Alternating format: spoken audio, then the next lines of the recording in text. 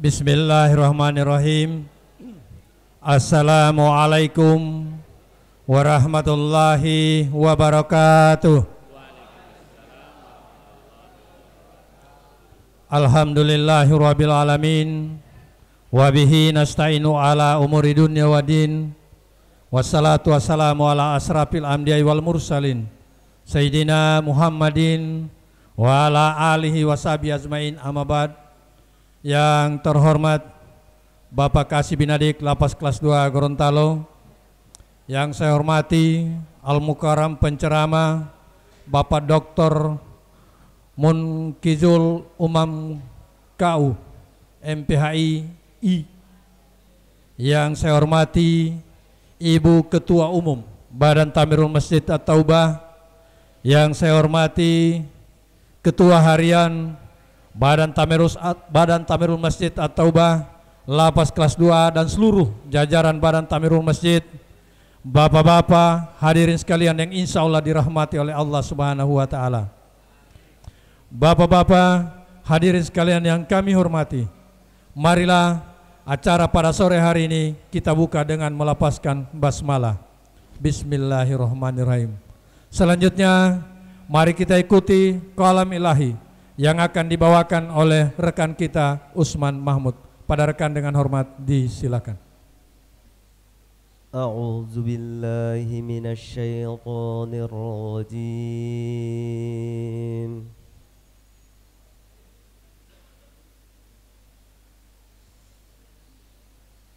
Bismillahirrahmanirrahim.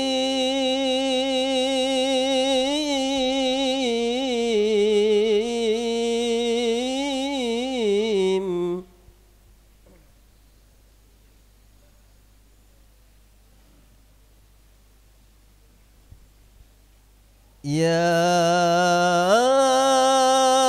ayyuhalladzina amanu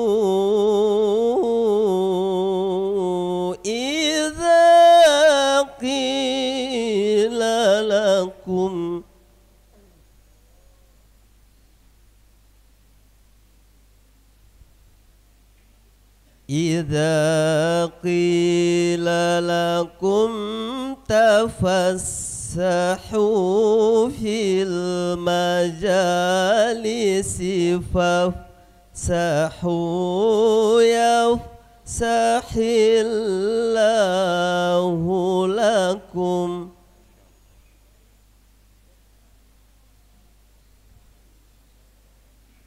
Wa idza qila shuzu fanshuzu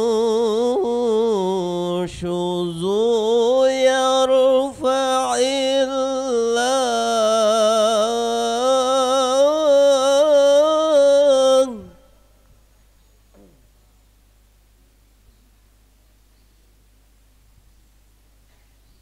alladzina amanu minkum walladzina utul ilma darajat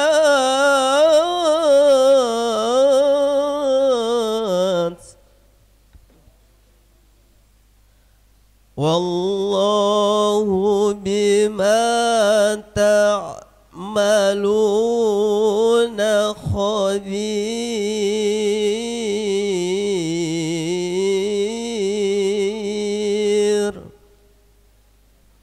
Bismillahirrahmanirrahim. Wa idh ta'adzana rabbukum la in syakartum la azidannakum wa la in kafartum in العذاب لشديد صدق الله العظيم. Wassalamualaikum warahmatullahi wabarakatuh.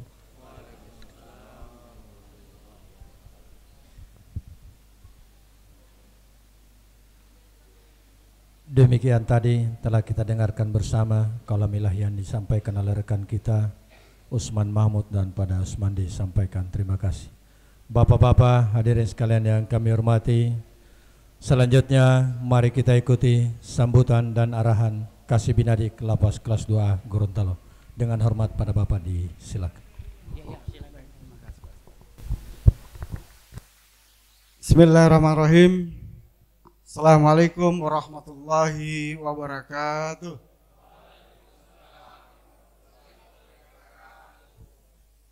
Alhamdulillah wa kafa. Wassalatu wassalamu ala Rasulillah Mustafa wa ala alihi wa sahbihi ajmain, amma ba'du. Sama kita hormati, kita muliakan Al-Mukarram Bapak Dr. Mongkijul yang hari ini berkenan hadir di tempat ini di tengah-tengah kesibukan beliau, yang tentu kegiatan beliau juga sangat padat. Namun demi kita semua yang ada di sini, beliau berkenan hadir untuk memberikan pencerahan bagi kita semua. Kami hormati Ketua Umum kita, Ketua Harian Pak Rizal, seluruh para takmir dan jamaah yang saya cintai, saya banggakan, yang insya Allah juga sama dirahmati dan dimuliakan Allah. Puja dan bersyukur kehadirat Allah Subhanahu wa Ta'ala karena atas kehendaknya kita masih bisa berkumpul dalam keadaan sehat walafiat di tempat ini. Dan ini tentunya setiap hari, setiap saat harus kita syukuri. Karena nikmat Allah itu begitu besar, walaupun kita sadar tidak sadar, nikmat itu dikasih terus sama. Salawat dan salam mari kita aturkan kepada junjungan kita, Nabi Muhammad Sallallahu Alaihi Wasallam, para keluarga beliau, para sahabat, para famili, dan insya Allah Tuhan rahmat syafaatnya mengalir sampai kepada kita sampai di yaumul kiamat. Amin ya rabbal alamin. Jamaah yang dirahmati Allah Subhanahu wa Ta'ala, tentunya kami mengucapkan terima kasih yang sebesar kepada Pak Ustaz.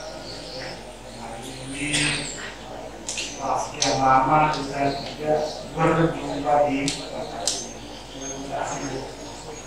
semuanya salam dirahmati. Mudah-mudahan ini hari ini kita akan memiliki ilmu yang luar biasa dari Pak Ustaz.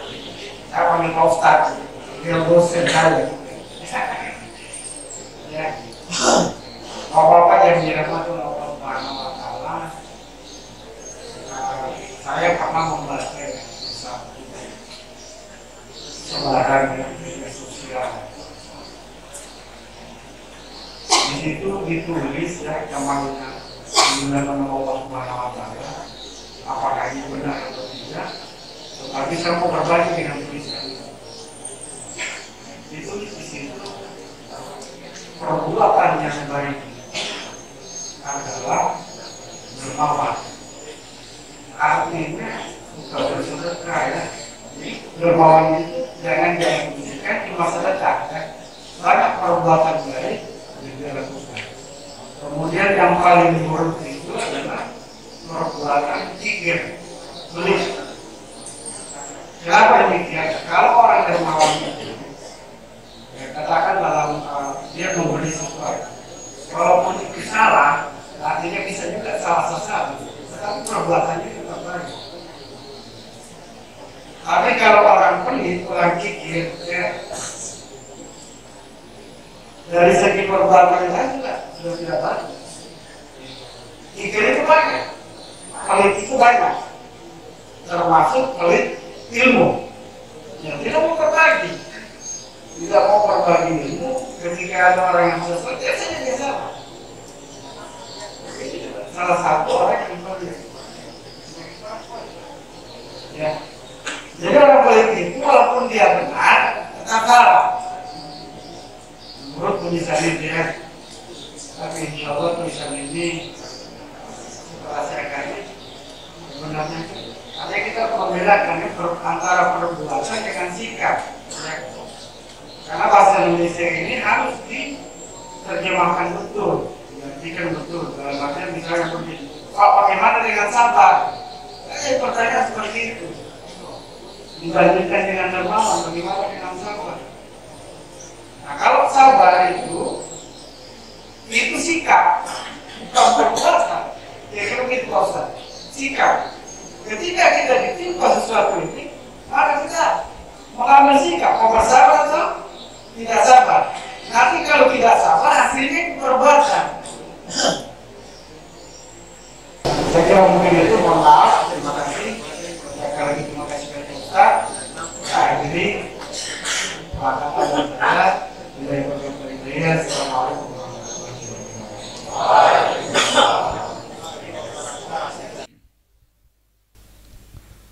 Demikian tadi beberapa arahan dan sambutan dari Kasih Binadik Lapas kelas 2. Semoga menjadi perhatian kita semua, dan pada Kasih Binadik disampaikan terima kasih. Bapak-bapak, hadirin sekalian yang kami hormati, teristimewa Kasih Binadik Lapas kelas 2. Selanjutnya mari kita ikuti ceramah agama yang akan disampaikan oleh Al-Ustadz. Pada Pak Ustadz dengan hormat disilakan. Assalamualaikum warahmatullahi wabarakatuh.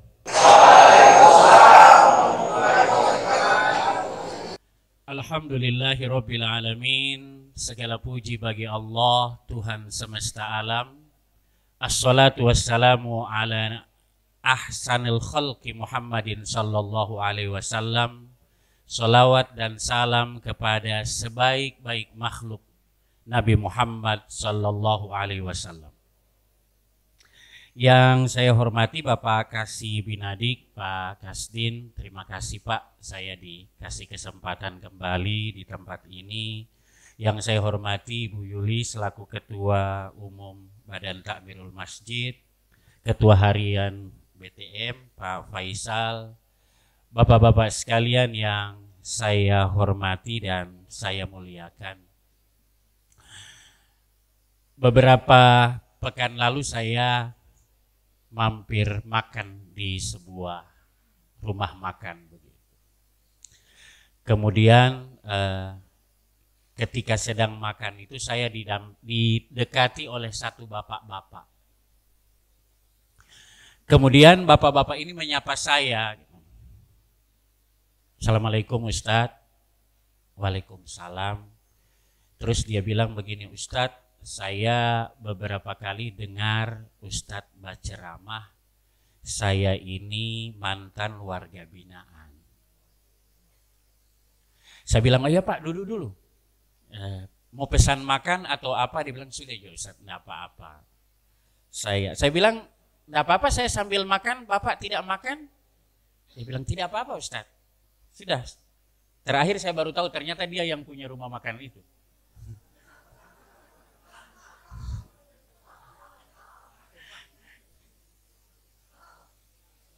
Kemudian saya ngobrol dengan beliau. Beliau bilang begini, Ustadz, saya kemudian tanya kapan mulai buka usaha itu. Dia bilang begini, Ustadz, saya sebelum jadi warga binaan, saya tidak pernah ke masjid. Mau dengar azan saja malas saya Ustadz. Alhamdulillah ketika saya sudah jadi warga binaan, saya sudah sering ke masjid, saya terbiasa sholat 5 waktu. Ketika keluar, saya terbiasa tetap dengan sholat 5 waktu itu, dan di masjid saya ketemu dengan orang yang mau membantu saya menginvestasikan hartanya untuk saya kelola jadi rumah makan ini. Itu yang saya syukuri Ustadz. Dan kalau saya tidak jadi warga binaan, saya tidak akan pernah ketemu dengan Bapak itu. Itu cerita pertama. Dan itu kejadian nyata. Cerita kedua. Amba pemohongguli PND.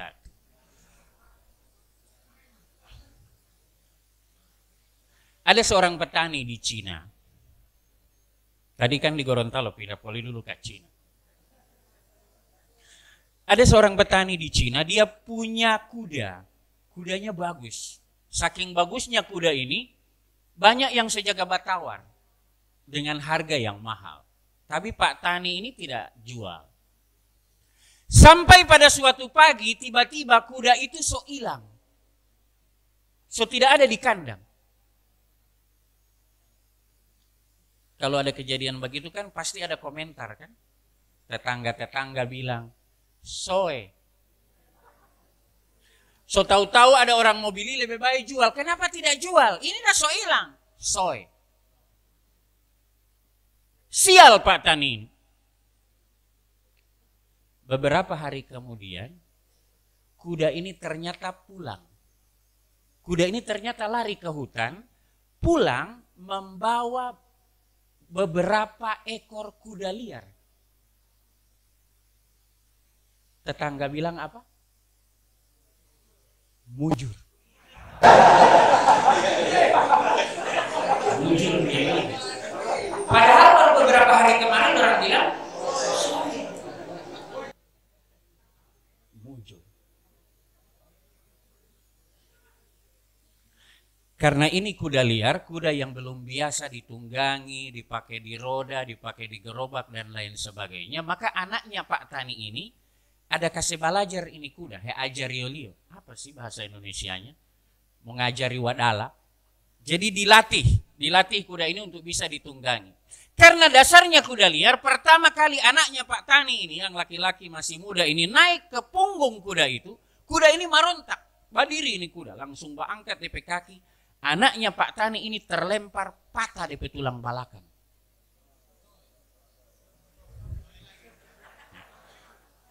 Tetangga bilang, yang Mbak bilang tadi itu DP tetangga yang Mbak bilang dulu.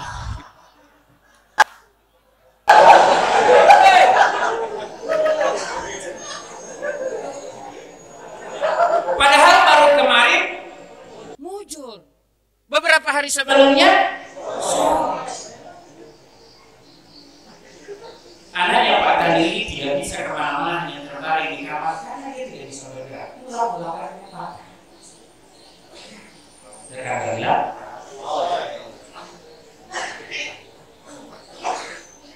ketika anak Pak Tani ini sakit, datang perintah dari raja untuk mengumpulkan para pemuda laki-laki, dikumpul, dilatih jadi prajurit untuk dikirim ke medan perang. Anaknya Pak Tani ini tidak bisa dibawa karena dia sakit. Dia tetangga boleh bawa. Tetangga bilang apa?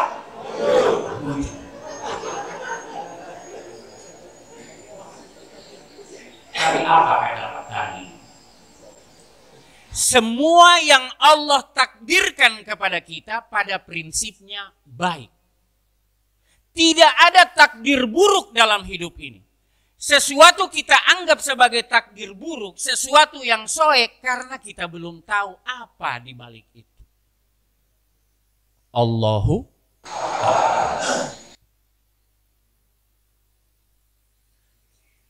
Bapak yang tadi yang tempat saya makan itu, dia tidak tahu bahwa setelah apa yang dia alami sebagai warga binaan kemudian membawa sesuatu yang baik dia di luar sana. Pak Tani itu juga di hari pertama ketika dia dianggap sial oleh para tetangga. Beberapa hari kemudian dianggap mujur, kemudian dianggap sial lagi, baru kemudian terakhir dianggap mujur lagi. Karena sesungguhnya tidak ada yang buruk yang menimpa kita ini, semuanya adalah baik. Seberapa cerita tadi ini? Kedua. Yang ketiga. Masih boleh ini? Apa mengungguli tiali? Boleh. Ada seorang pemuda, dia melamar seorang anak gadis yang sangat dia cintai. Pemuda ini gagah, gadis itu juga cantik sekali. Sudah dilamar, sudah diputuskan hari pernikahan, 2 minggu sebelum hari pernikahan, perempuan itu memutuskan batal pernikahan. Padahal tetangga tidak bakonet, yang di sini yang bakonet.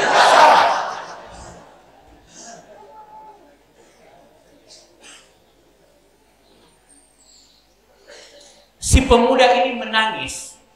Setiap waktu sholat dia berdoa, ya Allah kembalikan hati dia ke saya. Dia sampai menangis dalam sholatnya, dia doakan karena dia sudah jatuh cinta dengan gadis itu. Tapi tiba-tiba secara sepihak gadis itu memutuskan untuk membatalkan pernikahan. Sudah beragam macam diusahakan. Keluarga laki-laki itu, keluarga perempuan membujuk wanita itu untuk mau kembali menikah. Perempuan itu tidak mau. Soe. Sampai itu teman yang bercerita itu dia bilang, sampai saya sendiri mau dapat lihat dia mama nangis itu saya sendiri so kasihan. Akhirnya saya olahnya mau coba doa. Ya Allah, hati Allah saya ke taman ini. Kasih pulang kabar ulang dapat calon istri. Tidak tega melihat orang ini. Ternyata beberapa bulan kemudian perempuan ini menikah dengan laki-laki lain. Lebih tak kancur-kancur.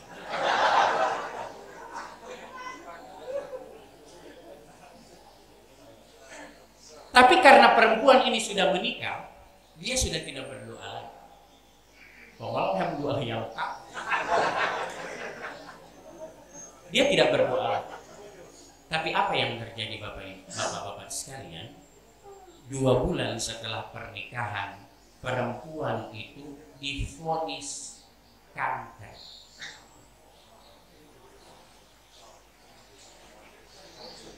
Enam bulan setelah pernikahan itu, perempuan itu meninggal.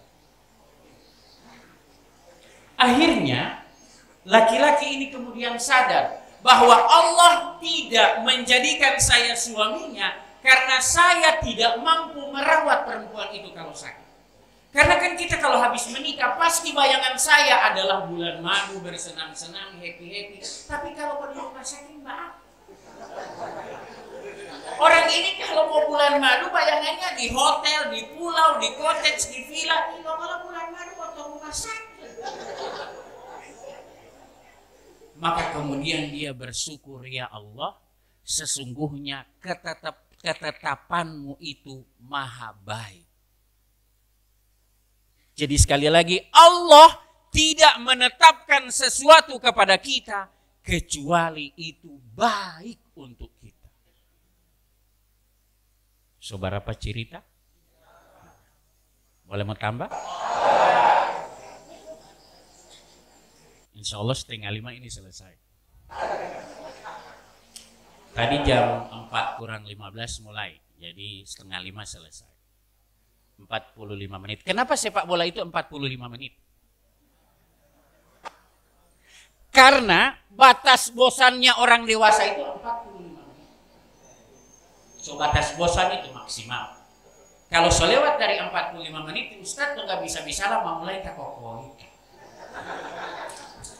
Apalagi mau lu tahu, Ustadz mau wahu-wahu mau bola latihan di pole bubo bola li dunga-dunga helu Ustadz.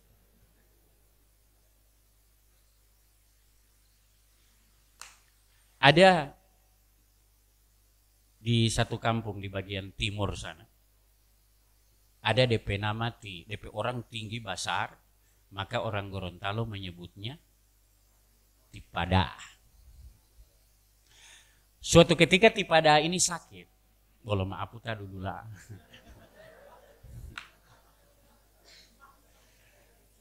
Suatu ketika Tipada ini sakit. Makanya saya Allah ini tidak jaga isi baju di dalam macam tipe kasdin karena tidak bisa begitu saya Pak. Agak-agak menonjol ini kalau mau isi di dalam. Suatu ketika Kipada ini sakit. Beberapa hari di rumah sakit. Jelas dia di rumah sakit yang mbak urus DP istri. Timada. Beberapa hari di rumah sakit. Yang mbak urus dia sakit Timada. Tiba-tiba muncul di rumah itu datang mobil jenazah. Begitu mobil jenazah datang, tentu tetangga-tetangga so berkumpul dan so menangis. Ati Allah Tipada, orang baik, sering baku bantu dengan tetangga, tidak pernah absen di masjid. Dia sudah dipanggil oleh Allah, sudah diangkat jenazah ini ke kamar. Begitu dibuka, ternyata yang meninggal ini Timada.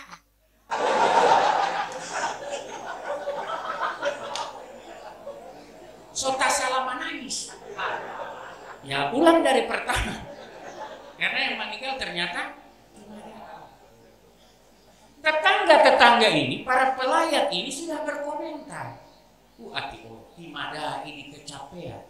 Kalau saja Timada ini tidak berjaga, tidak lala di rumah sakit, pasti dia masih hidup, masih sehat-sehat, masih baik-baik.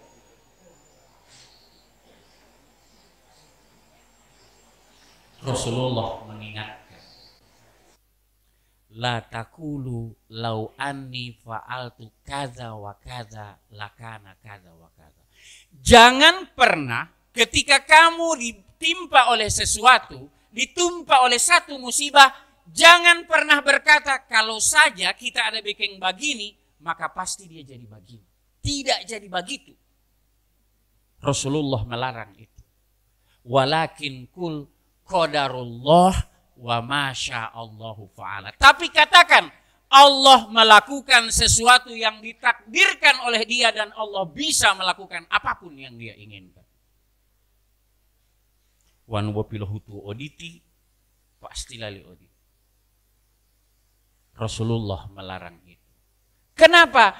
Karena kita sering lupa bahwa salah satu rukun iman kita ini adalah iman kepada qada dan qadar. Kita lupa bahwa salah satu rukun iman kita ini adalah beriman kepada qada dan qadar. Ketika kita merasa bahwa apa yang Allah tetapkan kepada kita itu salah, maka kita sudah kehilangan keimanan kepada qada dan qadar. Tetapi ketika kita ditimpa oleh sesuatu, semestinya kita menyadarkan diri kita bahwa ini adalah ketetapan Allah. Ini adalah ketetapan Allah supaya saya lebih baik. Ini adalah ketetapan Allah supaya saya ada peningkatan. Ini adalah ketetapan Allah supaya saya menjadi hambanya yang baik. Jadi jamaah sekalian, jangan pernah menganggap bahwa apa yang Allah takdirkan kepada kita itu adalah buruk untuk kita. Tapi kemudian yang perlu kita lakukan adalah cari kenapa Allah menakdirkan ini kepada saya. Apa yang menjadi baik bagi saya. Saya banyak membaca literatur tentang kehidupan para warga binaan. Banyak warga binaan itu yang keluar ternyata pada hafal Quran. Ternyata sholatnya lebih baik. Ternyata hubungannya dengan keluarga lebih baik. Hubungannya dengan kelompok sosial di tempatnya, hubungannya dengan komunitasnya lebih baik. Maka sekali lagi, tidak ada ketetapan Allah kepada kita itu yang buruk. Ketetapan Allah itu semuanya bagi kita adalah baik. Kenapa kita harus mempercayai takdir Allah itu selalu baik? Pertama, tentu itu tadi. Karena kita tahu itu adalah bagian dari keimanan kita kepada Allah.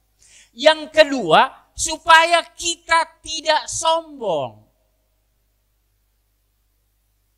Tidak menganggap bahwa apa yang kita lakukan itu, capaian-capaian kita itu semua karena kita.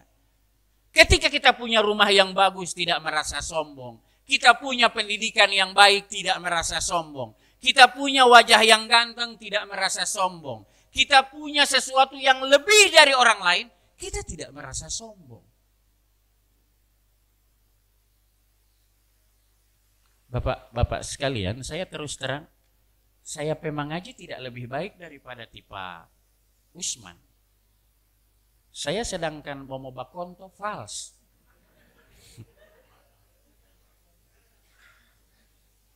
Saya pekonto ini tidak enak didengar. Fals. Sedangkan sampai istri bilang mau tidur oleh manggoro, fals. So manggoro, fals lagi. Saya tidak lebih baik dari dia. Mungkin juga zikir saya, ibadah saya tidak lebih baik dari bapak-bapak sekalian. Amal saya tidak lebih baik dari bapak-bapak sekalian. Yang kita usahakan adalah kita lebih baik amalan kita. Kalau mungkin ceramah biasanya cuma di teras, ya mungkin berikutnya seluruh di dalam, ya. Karena pengalaman saya pernah bakubur orang Pak di Suwawa sana. Saya tanya, ini sepagar masjid, ada orang DP kubur di luar. Saya tanya, lo ngolah tinggal di luar, biasa, atau tihi tinggal buat surambe.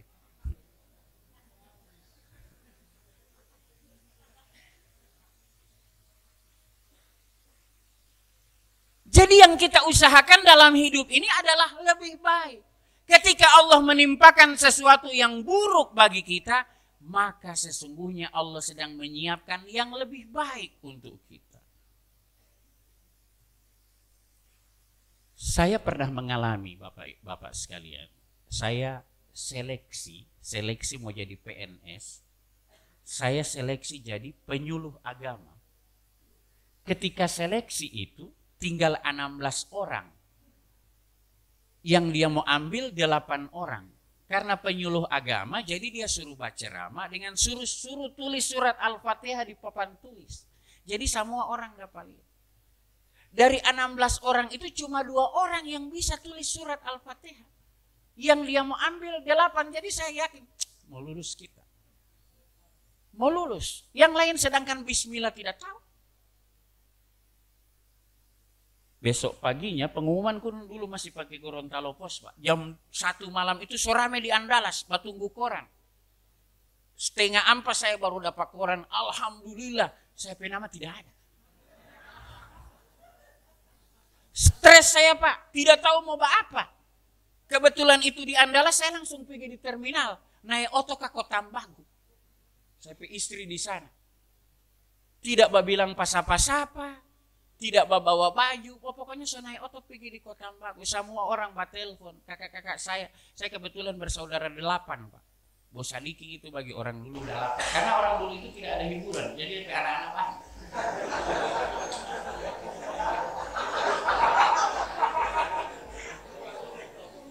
Dulu kan belum ada mall, belum ada kafe buat nongkrong, nonton TV, apa segala macam, tidak ada. DP hiburan bawa itu.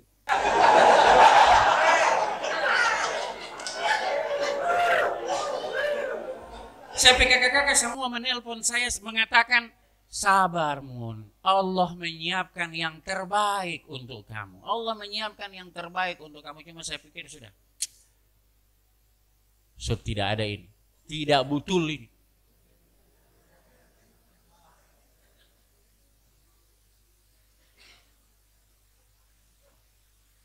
Masa dari 16 orang itu cuma 2 orang yang bisa tulis surat Al-Fatihah, cuma 1 yang lulus, saya tidak.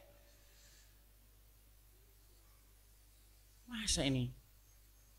Taman-taman itu yang taman-taman akrab yang kuat baku selu, dia lulus garis Tuhan, ngana Tuhan garis.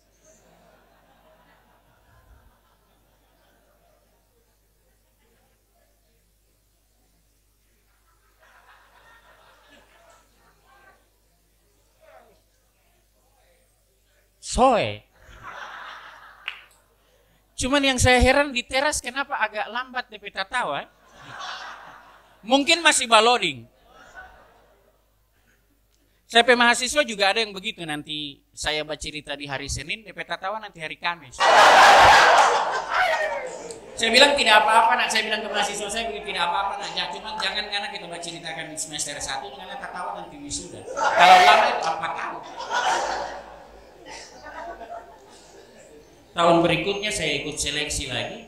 Kemudian dibuka formasi saya, formasi dosen di kampus di UNG, saya mendaftar di saat. Jadi saya tetap mendaftar di kampus dan mendaftar di instansi itu. Sudah hari ujian, saya belum tahu ujiannya di hari yang sama, Pak. Saya tidak tahu saya mau ujian di mana. Saya habis 5:30 itu saya sudah mandi, soba ganti pakai putih hitam mau ikut ujian, saya tidak tahu mau ujian di sekolah atau ujian di kampus. Saya sholat istikharah. Kemudian setelah sholat istikharah itu terpikir di saya, kalau memang saya perejeki di situ saya lulus tahun lalu. Tapi mungkin rezeki saya di kampus. Jadi saya datang ikut ujian di kampus. Alhamdulillah saya lulus jadi dosen. Mujur. Itu paling bukan tetangga yang bakomen, saya sendiri yang bakomen. Yang bapak-bapak. Bukan lahunga itu. Iya ya, memang kalau satu kali itu lahunga. Kenapa Tuhan garis di tahun sebelumnya? Karena garis Tuhan di sini. Jadi Bapak sekalian, apapun yang Allah tetapkan bagi kita, itu adalah terbaik untuk kita. Jangan pernah menyalahkan takdir. Jangan menganggap bahwa Allah salah menempatkan sesuatu di kita. Saya sering bilang itu, kenapa kadang-kadang kita melihat Allah itu menempatkan rezeki yang lebih bagus pada orang lain. Rezekinya kurang bagus di kita. Kenapa Allah memberi orang lain kendaraan yang bagus. Di kita kendaraannya tidak bagus. Bukan karena Allah tidak sayang dengan kita. Tetapi Allah itu memberikan sesuatu yang pantas untuk kita. Mungkin Allah kalau memberi kita rezeki lebih baik, kita mungkin tidak bisa bersyukur. Kita akan lebih rusak. Kenapa Allah menimpakan sesuatu? Makanya saya sering cerita itu. Saya pernah cerita juga di sini tentang seorang bapak-bapak itu, dia bilang, Munkizul, dulu kita ini masih mahasiswa, ini sate biar 10, 20 kita boleh mau makan. Cuma karena masih miskin tidak mau dapat beli. Sekarang kita solusin biar 50, 60 tusuk ini sate kita mau dapat beli. Tapi dokter semua mau makan sekali.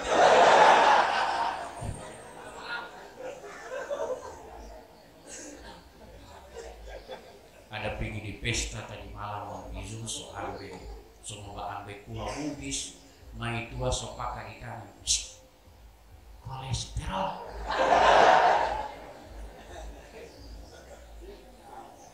Tidak jadi. Coba ambil sate, timai tua pakai ikan. Tinggi. Tidak jadi makan sotaro itu piring, coba ambil galas, coba ambil es buah, wah itu apakah di tanah lagi?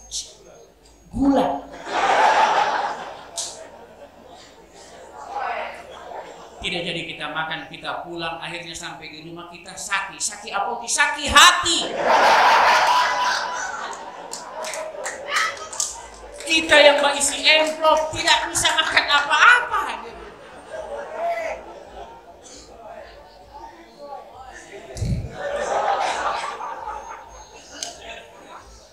Kemudian Allah ketika dia tanya ke saya, Munkizul kenapa begitu? Kenapa Allah ketika memampukan kita tidak bisa lagi menikmatinya? Karena sudah saatnya kita berbagi dengan orang lain. Mau potong sapi Pak, Idul Fitri itu bisa potong sapi 1 ekor bukan untuk mau makan sendiri. Mau makan sendiri ini 1 sapi ekor, sapi belum habis, orang so mati.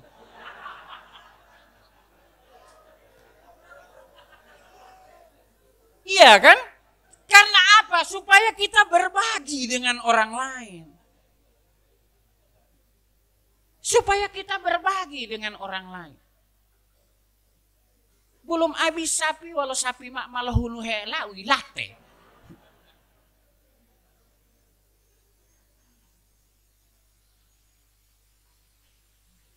Maka Allah itu sekali lagi menakdirkan kepada kita, itu menakdirkan hal baik. Jangan dianggap bahwa apa yang Allah takdirkan kepada kita, kita menganggap itu buruk. Sekali lagi itu menjadi buruk karena apa? Karena kita belum tahu apa yang Allah inginkan dari itu. Apa yang ada di balik itu. Jangan Jangan menganggap bahwa apa yang Allah timpakan ke orang lain itu selalu menyenangkan. Apa yang Allah timpakan kepada kita itu selalu membosankan, bukan sesuatu yang baik. Saya pernah cerita di sini, saya pe taman bilang mun kizul ngana ini sanang. Apa mekeng sanang? Anak dosen mau datang di kampus, cuma masuk kelas, cerita rabu-rabu baru pulang. Ngana apa? Guru TK ngana lebih sanang. Kenapa? Mau pergi di sekolah nanti jam 8 cuma tepuk-tepuk tangan sampai jam 1.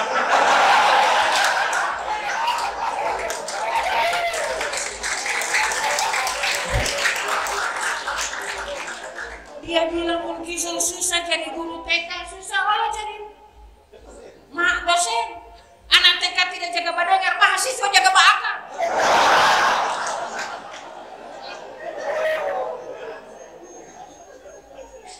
Jadi tidak ada yang kita anggap bahwa nikmat Allah kepada orang lain itu lebih baik, tidak ada. Kita semua punya tantangannya masing-masing.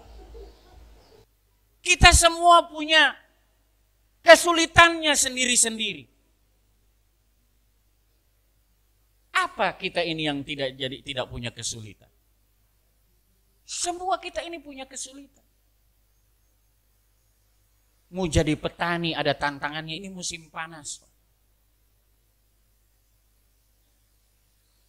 Kasihan para petani kita.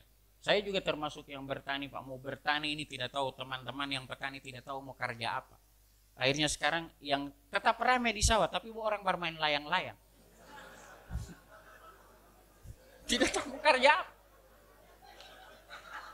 Ramai Pak di sawah dan di kebun sekarang ramai. Cuma bermain layang-layang.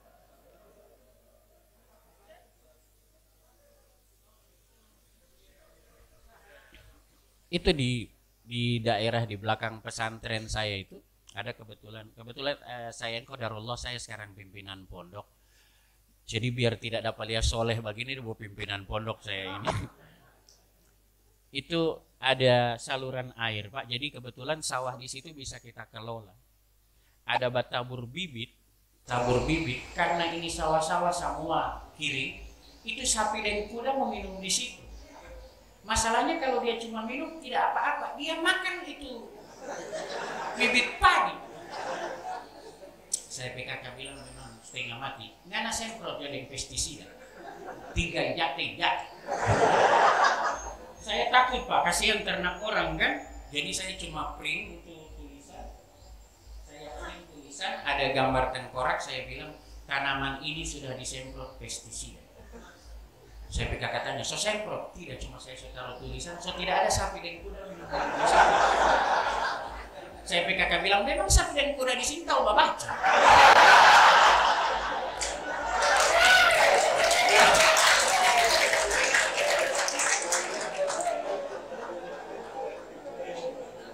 Jadi jangan dikira bahwa pekerjaan orang lain itu lebih baik. Allah timpakan kepada kita ini sesuatu yang sulit. Tidak.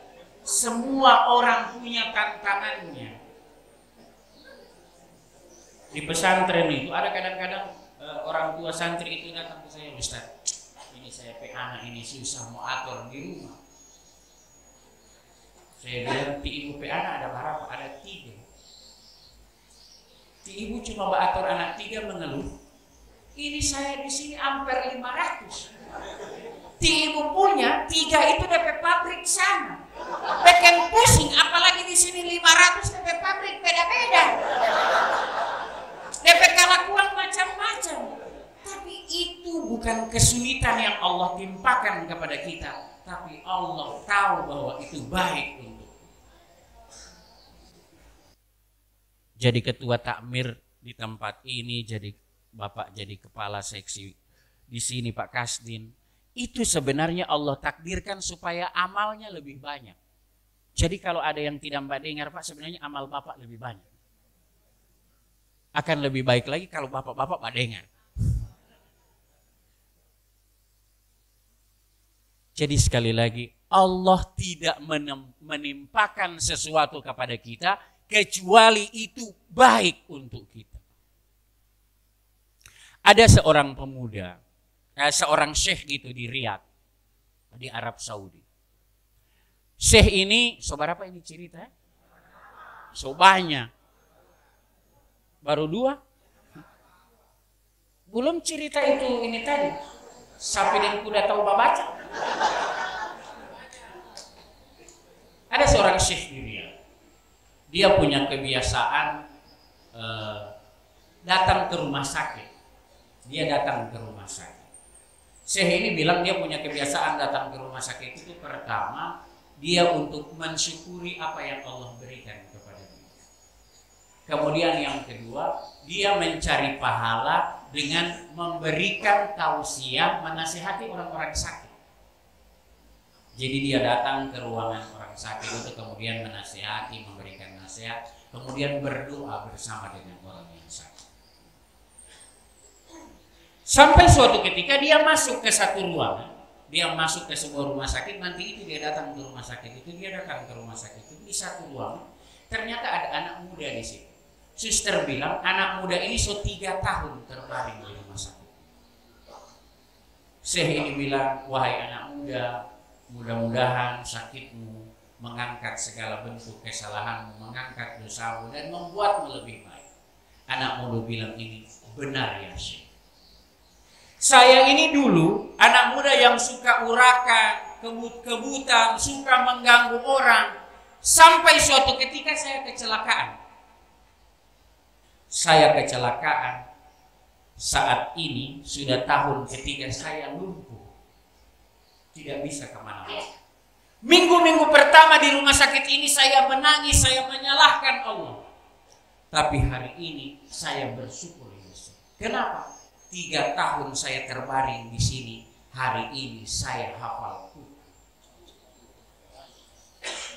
Kalau saja Allah tidak timpakan ini ke saya, mungkin hari ini saya masih banyak dosa, masih suka mengganggu orang, masih suka kebut-kebutan di jalan, bahkan membahayakan orang lain. Tapi hari ini saya sudah hafal Quran.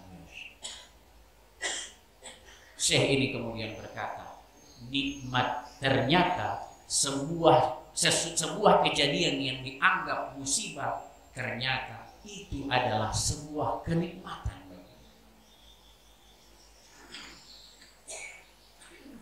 Jadi tidak ada satupun hal buruk yang menimpa.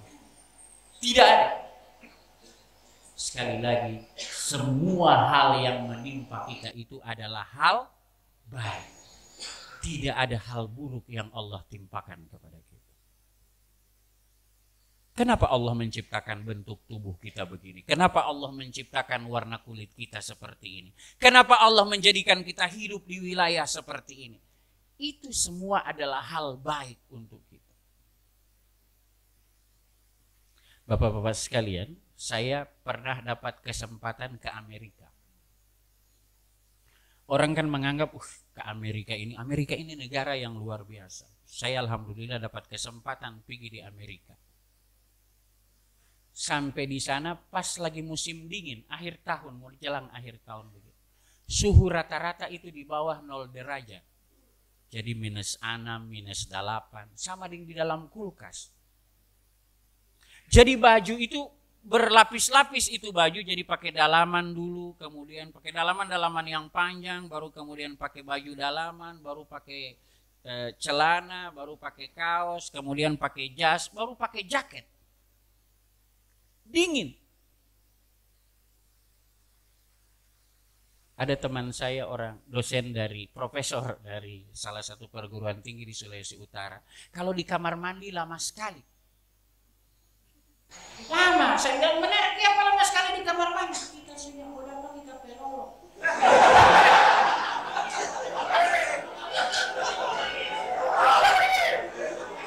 Tanti malah koyoto. Mau berubah. Dingin.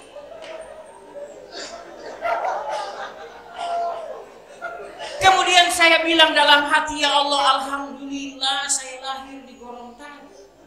Tidak ada musim dingin baginda, musim cuma panas dan panas sekali.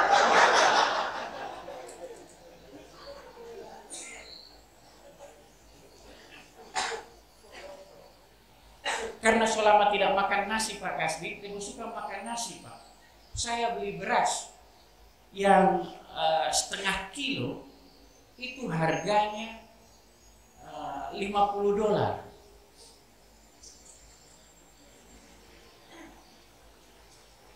hampir 750.000. Saya bilang, ya Allah, tolong kalau mangok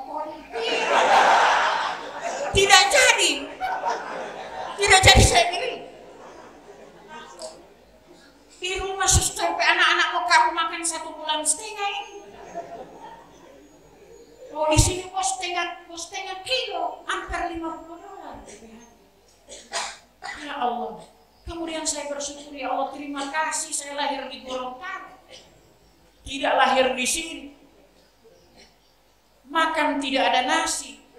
Biar ini cuma makan ayam ini, dia mau suguhkan ini 1 orang 1 ekor, hampir 1 ekor besar-besar.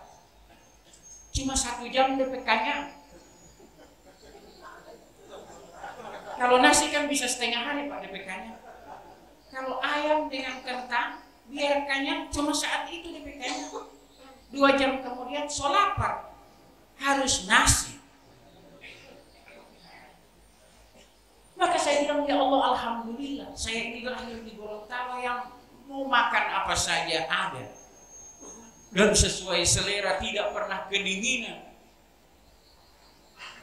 Saya kadang-kadang bingung dengan orang-orang ini. Di rumah panas dia pasang AC. Begitu ada AC dia kedinginan, dia beli blanket yang tebal. Kenapa tidak kasih mati jo AC?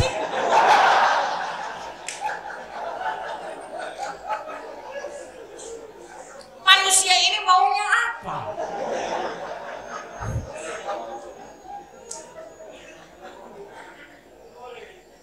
Kadang-kadang kita melihat nikmat ke orang lain itu selalu baik. Nikmat ke orang lain itu selalu baik. Orang bode suka kurus, yang kurus suka bode, yang pendek mengiri dengan yang tinggi. Yang tinggi sombong dengan yang pendek. Tidak ada orang tinggi mengiri dengan yang pendek. Cuman untungnya orang pendek, dia bisa basuh yang tinggi. Tidak ada orang pendek itu pasti bisa basuh yang tinggi. Kalau saklar itu tinggi begitu, tidak mungkin orang pendek yang pasti dia basuh yang tinggi. Itu untungnya. Dan tidak mungkin orang tinggi mau basuh yang pendek. Tapi segala sesuatu yang Allah tetapkan kepada kita, intinya selalu baik untuk kita. Allah menciptakan segala sesuatu ini. Kenikmatan itu seperti kata Pak Kasdin tadi. Kita ini kadang-kadang nikmat besar itu karena selalu dinikmati, kita lupa bahwa itu nikmat besar. Ada sebuah survei itu, sosial eksperimen itu. Seorang bapak itu tanya kepada anak muda, kamu merasa nikmat enggak kalau saya beri 100 juta? Anak muda itu, nikmat pasar sekali itu Pak. Mau kamu saya kasih 100 juta? Mau. Tapi kamu saya kasih 100 juta untuk membeli nikmat kamu bangun besok pagi. Jadi kamu saya kasih 100 juta, besok pagi so tidak mau bangun. Mau enggak? Oh enggak. Tidak boleh. Tidak cukup cuma 100 juta. Berarti sebenarnya bangun pagi itu nikmat yang lebih besar daripada 100 juta. Seorang anak muda datang kepada Kiai, Pak Kiai saya ini miskin, mapala sila, tidak ada yang berharga di saya ini, miskin. Kalau ada yang miskin, saya lebih miskin. Pak Kiai bilang kita semua kasih kamar dari 100 juta, nggak mau. Tapi kasih tinggal ke sana di sini nggak mata 1 biji. Jangan Pak Kiai, bukan lebih harga. Itu berarti nikmat mata itu lebih dari apa yang kita impikan. Kemampuan kita untuk mendengar, kemampuan kita untuk melihat, kemampuan kita untuk berjalan, merasa, menikmati kenyang, menikmati makanan, bisa minum ketika haus, itu adalah kenikmatan yang luar biasa. Tapi kadang-kadang karena itu sudah menjadi hari-hari, sudah setiap saat kita nikmati, kita kadang menganggap bahwa itu bukan nikmat lagi. Padahal itu adalah sebuah kenikmatan yang luar biasa. Sekali lagi, apapun yang Allah timpakan kepada kita, tidak ada yang namanya takdir buruk. Karena semua yang Allah takdirkan kepada kita adalah takdir baik. Mudah-mudahan kita semua tetap sehat. Keluarga di rumah semuanya dalam keadaan sehat. Anak-anak kita semuanya tumbuh dengan sehat dan soleh. Mudah-mudahan Allah mengistiqomahkan kita dalam Islam. Terima kasih, saya mohon maaf apabila ada yang kurang berkenan. Wallahu musta'an wa ala man ittaba'a salam. Wassalamualaikum warahmatullahi wabarakatuh.